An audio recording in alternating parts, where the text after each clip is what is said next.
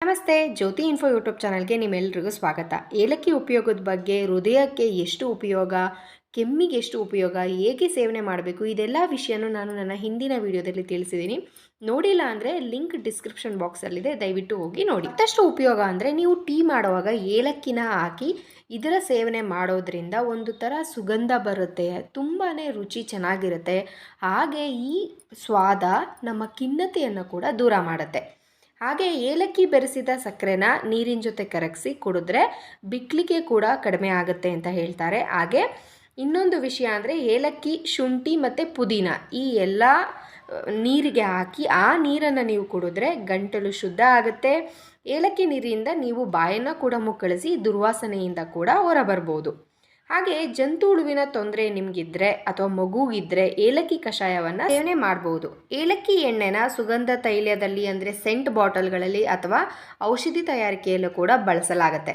ತಲೆ ಸುತ್ತು ಇದ್ದರೆ ಏಲಕ್ಕಿ ಪುಡಿನ ಸ್ವಲ್ಪ ಬೆಲ್ಲ ಬೆರೆಸಿ ಬಾಯಲ್ಲಿ ಚಪ್ಪರಿಸಿದ್ರೆ ತಲೆ ಸುತ್ತು ಕಡಿಮೆ ಆಗುತ್ತೆ. ಹೊಟ್ಟೆ ನೋವು ಇರೋವಾಗ ಏಲಕ್ಕಿ, ಶುಂಠಿ, ಲವಂಗನ ಪುಡಿ ಮಾಡಿ ಒಂದೆರಡು ಚಿಟಿಕೆನ ಜೇನುತುಪ್ಪದೊಂದಿಗೆ ಬೆರೆಸಿ ಸೇವನೆ ಮಾಡಿದರೆ ನಿಮಗೆ ಹೊಟ್ಟೆ ನೋವು ಕಡಿಮೆ ಆಗುತ್ತೆ.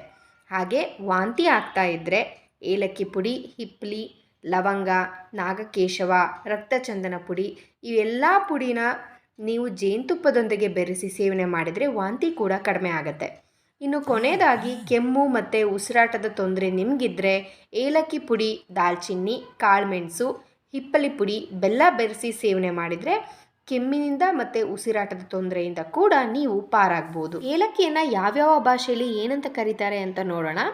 ಸಂಸ್ಕೃತದಲ್ಲಿ ಏಲ, ಕಪಿತ, ವರ್ಣಿ ಅಂತಾರೆ. ಇಂಗ್ಲೀಷ್ನಲ್ಲಿ ಕಾರ್ಡಮಮ್, ಹಿಂದಿ ಚೋಟಿ ಇಲಾಚಿ, ತೆಲುಗು ಏಲಕ್ಕಾಯಲು, ತಮಿಳು ಏಲಕಾಯ ಏಲಕ್ಕಾಯಿ, ಮಲಯಾಳಂ ಏಲಾತ್ರಿ, ವೈಜ್ಞಾನಿಕ ಹೆಸರು ಎಲೆಟೇರಿಯಾ ಕಾರ್ಡಮಮಮ್ ಅಂತ ಕರೀತಾರೆ.